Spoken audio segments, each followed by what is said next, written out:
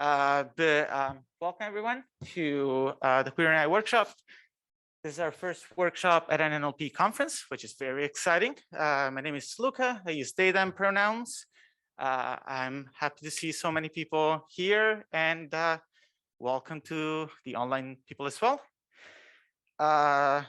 I want to start by doing a land acknowledgement, which I was hoping to read. So I'm just going to turn around and just say that we acknowledge that we are on the traditional land of the Coast Salish people, including the Duanish people, past and present. We honor with gratitude the land itself and the Duanish tribe. This acknowledgement serves as the first step in honoring the land we're on. It does not take the place of returning land to indigenous community and actively addressing the systemic issues and continued genocide that indigenous people face. So before we get started, a couple of rules. Actually, hold on a second. Also much better. A couple of rules about the social. Please do not take any photos, do not take any recording, or do not screenshot if you're online. Some people attending this workshop might not be out and might not want to share their status with the NLP community, so please be mindful of that. If you are gonna speak or if you ask a question live, your voice will be recorded, and if you speak, your face will be recorded. So if you have questions, you can always ask them in the chat. The chat will not be recorded, or you can find one of the organizers here at front and ask them to ask the question for you. That also works. I think you can also tweet at us. I think that would work too. This workshop follows the Queer and AI Code of Conduct, as well as the ACL harassment policy. So we expect all the attendees to follow those. And if for any reason, if you want to report any unsafe behavior, if you feel unsafe, or you want to report any harassment, both onto you or done by someone else, you can email safe@queeranai.org, actually, or you can tweet at us, DM us, or you can talk to any of the organizers. All three work. And this is for things that happens at this workshop, throughout the conference, at the social. Don't hesitate to get in touch. A couple more things on the code of conduct and what does it mean in practice. So we ask all Queer and AI participants, all participants in Queer and AI spaces to exercise consideration and respect in your speech and actions. Please listen to others and make room for others to speak. Try to listen and learn from those who come from different contexts. Avoid making assumptions, and if there is any conflict, attempt collaboration first before going to conflict, and then presume that everyone's ideas, skills, and contributions as values. And please prioritize the input for those who have been marginalized in AI spaces. Even within Queer and AI, some folks have been marginalized more than others. So please do be mindful of that. Just a quick reminder about the schedule that we have going on. We just wrap up the joint affinity group poster session. You're welcome to check the papers again after. The authors for the ones for Queer and AI are around, so ask them any questions if you have any. I'm gonna speak for about half an hour, I guess 22 minutes at this point, to just give you an overview of Queer and AI, of what we do. And then we'll have a panel on non-binary representation in language technologies. We're gonna have a lunch break, come back at 2:30. We have another panel on gender as a variable in NLP. And then we have 2 spotlight talks for 2 of the papers that were accepted at the workshop. Then I'm gonna wrap up 4:30. Maybe we'll take a picture for those who wanna be included in a picture, and so on.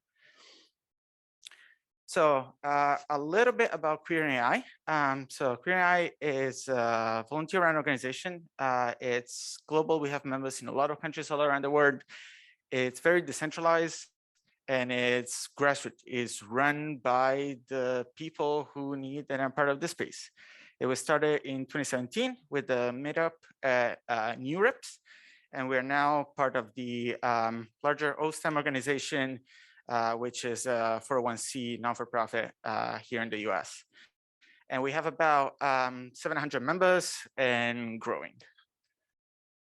So the main reason why Queer and I started was from recognizing a lack of representation in community, which was a problem in AI when I started, and is still, I would argue, still a problem now.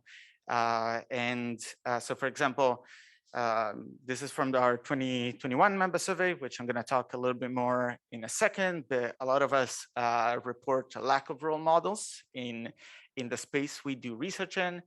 They report a lack of community. They report that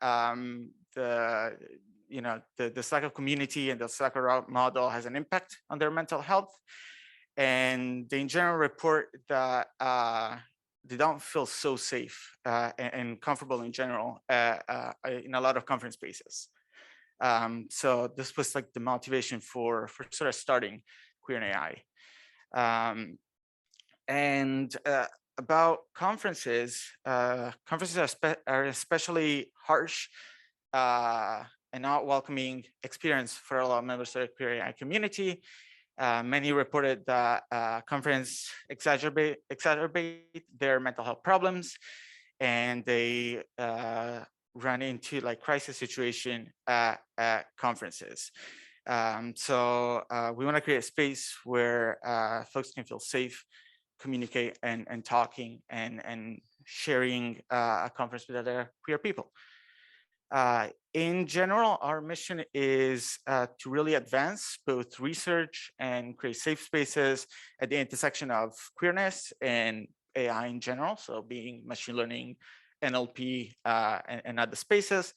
We want to foster a strong community of queer and trans researchers, and we want to both highlight the work that directly address the intersection of AI and queerness, and also in general just celebrate the work that a lot of our members carry on, whether it is specifically related to queerness or not.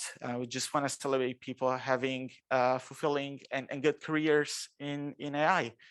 And we do this through like a series of different programs that I'm going to talk about it in a second. I'm just going to give you a quick overview about them. Some of them are community outreach. Some of them are workshops and social events, like the one that we're running here in ACL. We have different mutual aid programs. And then we have both issue policy recommendation and do original research around the queerness issues in AI. So a little bit about how Queer and I operate. I mentioned it, so we are a very decentralized organization, and that means that we just operate in different spaces and different groups in Queer and AI self-organize on their own. In general, we try really hard not to have any distinction between those who are members and those who are organizers. Everyone who gets involved in Queer and AI is in general a very active person that is interested about social causes around queerness. So everyone as a member is also an organizer. And we have like a rotating people joining us for different events and helping other things. And the fact that we operate in this decentralized manner and like with this no distinction really prevents having central figures that might then act on discrimination or act from a position of power.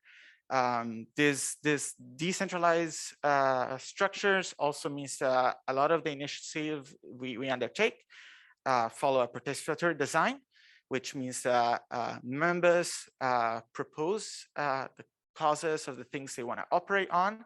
They lead the action that we take on it. And so there's a sense of issues are raised by the community, and that the community together, they work together to address them. And we think that it really cultivates a nice sense of community in Queer and AI. Where everyone is equal. It's not a perfect system. We always strive to improve on how we operate, but it's in general works pretty well. And the way we do this in practice is we organize a lot over Slack, which is really great for different time zones. We do this on our Slack. All the channels where we organize events are public. Everyone can come, share their opinion, collaborate, take a role on it, and so on. And like this decentralization really helps improving diversity, because we sort of, by operating in this asynchronous way and in decentralized ways, people can contribute on their own time. You don't have to join a meeting that maybe it's really hard to join if you are somewhere in Asia. You can sort of operate asynchronously. Quick rundown of some recent initiatives that I'm going to go over around these 4 areas. The one that that we use to motivate a lot of our efforts is our demographic survey, which we run and collect results every year. And if you're in the room and you haven't taken it, please go on our website and take it. In general, we have a pretty varied distribution of responders in this demographic survey. Including 30% of the respondents are non-cisgender. We have 20%, more than 20% BIPOC responders. We have people reporting, they're part of they have one or more disabilities. And our survey respondents skew pretty young. So about 50% of them are graduate students. And we also have good visibility through the surveys around issue of name changes. So if someone wants to change their name on academic publication, that really informs a lot of our policy, as I will explain in a second. This is what I was mentioning before about how a lot of our members do not feel welcome at conferences. Spotlight on this page is, while we had the 3.4 out of 5 rating for how comfortable people feel at a conference in general, people in general feel very welcome at queer and AI events. So it's nice to see that we can create a good community around this. In general, we strive to like take the results that we get from reports like this to suggest ways conferences could be more inclusive. Conferences are particularly non-welcoming to non-cisgender folks, such as around that a lot of conferences ask for gender information, which is something that a lot of cis folks are not comfortable with. We are happy that at least on the name tags, NACL is using pronouns, which is the preferred choice for many of the non-cisgender folks. We really are grateful to the DNI group here at NACL for doing that. But there's a lot to improve in terms of like reducing microaggression and having better name changing policy around publications at conferences. So one of the things that we created as a response to what was reported in the survey is an inclusive conference guide. This is something that we published on our website, was presented at Widening NLP last year at EMLP. And so we touch on a series of topics on this inclusive conference guide, such as around how to collect and display attendees' name, gender, and pronouns, and when to do it and when not to do it, how to have a code of conduct at your events and what should be covered there. You can create organized social events for queer people, but generally people that are traditionally minoritized. And how can you increase diversity through speakers and travel grants and funding in general for DNI policies, as well as practical recommendation on how to do name changing policy. This guide is pretty much a living document in the sense that we will update it as we are improving our understanding on how to organize a conference. We're working on an accessibility part. We are updating it to like reflect the nature of like hybrid conferences and so on. And it's also available in 18 languages, and the volunteers who did the translations were paid for their effort. Around name changes, one of the things that we created, one of our organizer, Pranav, created is this PDF name checker tool, which is a tool that you can upload your paper to. It will look at citations and it will check if you're incorrectly citing authors with their with a name that is not reflected in the ACL anthology. So this is basically what tell you the citation might not be up to date. Please go and update the BibTeX for it. And happy to report that as of April 2022, this is part of the HCL PubCheck tool. So all the authors should use this before submitting their camera ready paper. Another thing that we started doing from 2020 is we run a graduate school financial aid program. So this is a program that we run in partnership with OSTEM that reimburses some of the fees associated with applying to grad school. Applying to grad school is incredibly expensive. And if you're queer or if you're from a minority background and so on, it might be prohibitive to apply to grad school. So we started running this fund. We reimburse up to $1,250 per person. And if you're awarded this grant, you are allowed to use it as you best see fit as part of your application. So of course, it can cover the cost of applying to grad school. It can cover any tests you have to take, GRE, TOEFL, and so on. Cover visa fees if you need to get a visa for grad school. Can cover travel fees and so on. We sort of let participants, awardees know what they need money for. So we don't want to prescribe what you should use it for. Last year, we distributed around 74K to 83 applicants, which was great on one side. I love that we were able to make a grad school application happen to this many more people. It's a little bit dismaying if you ask me that with 74K, we could only cover 83 people. And we had to close at some point because we ran out of money. So we would love to cover more people, but this is what we had in the budget.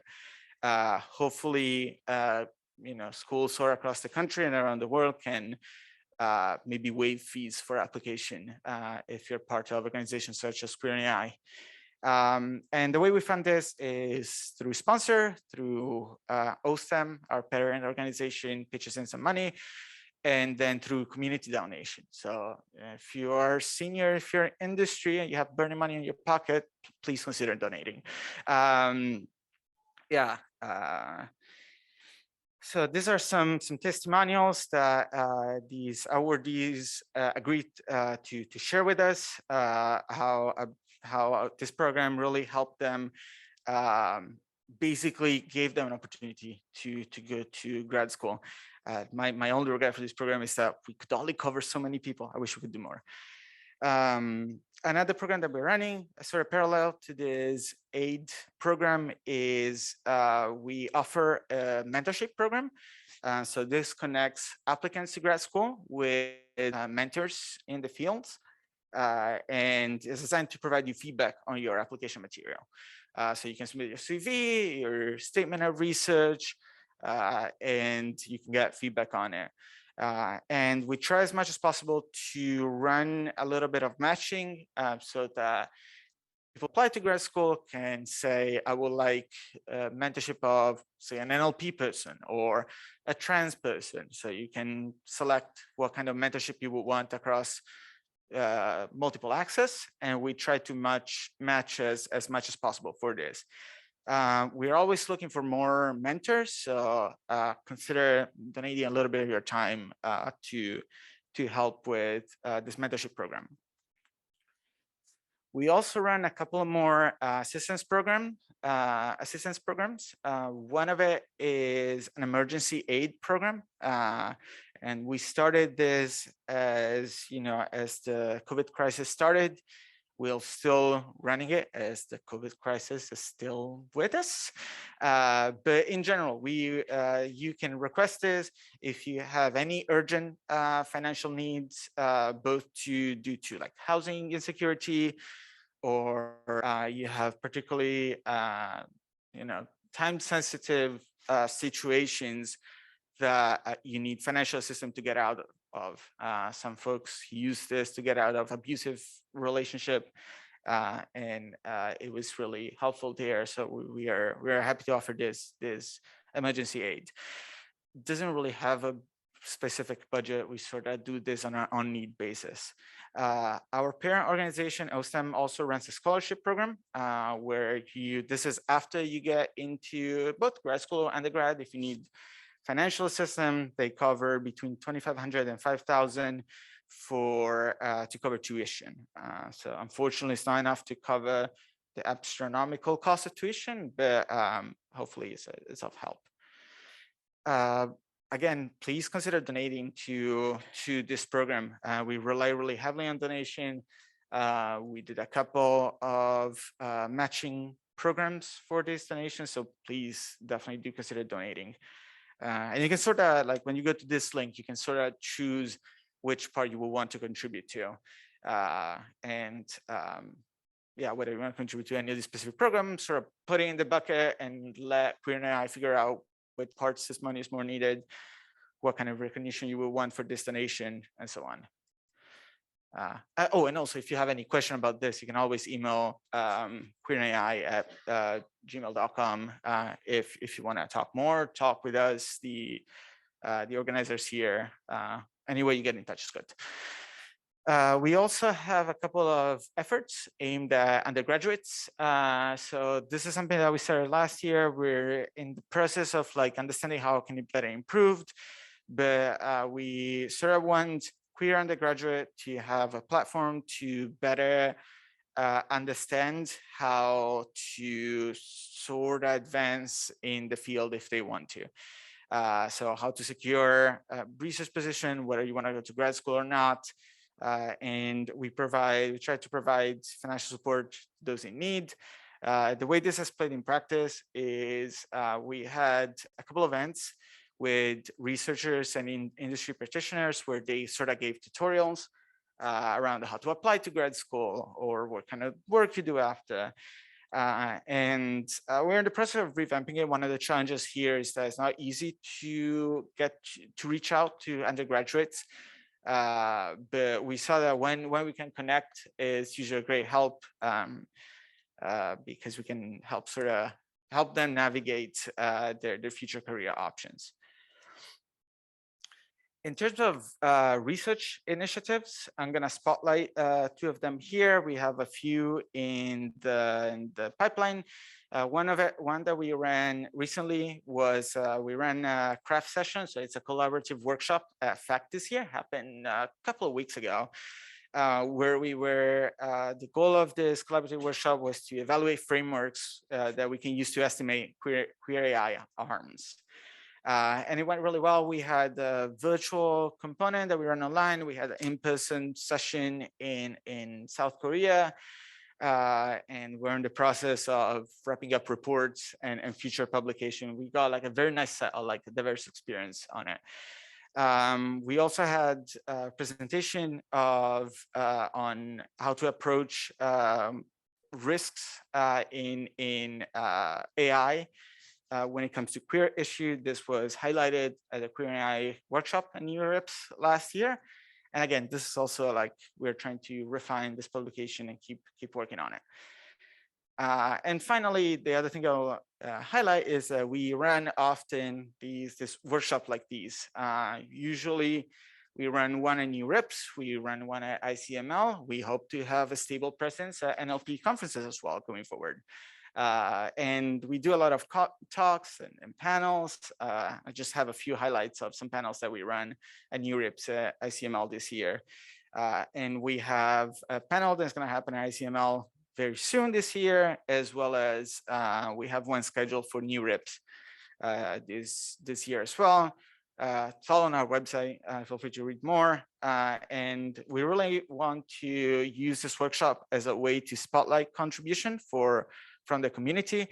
And from early on, we really wanted to have very flexible type of work you can submit to these conferences. So of course you can submit your papers to it, but we got awesome submission in past years with poetry, arts, We haven't gotten any TikToks yet, so I would love to see that. But yeah, and you can submit in any language. You can submit in English, of course, but if you want to submit something in your native language, we have submission for that as well. I think it was NeurIPS last year. So definitely welcome to you, and we can also help there, helping making you that work accessible to folks who don't speak that language, if that's something that you so choose to do.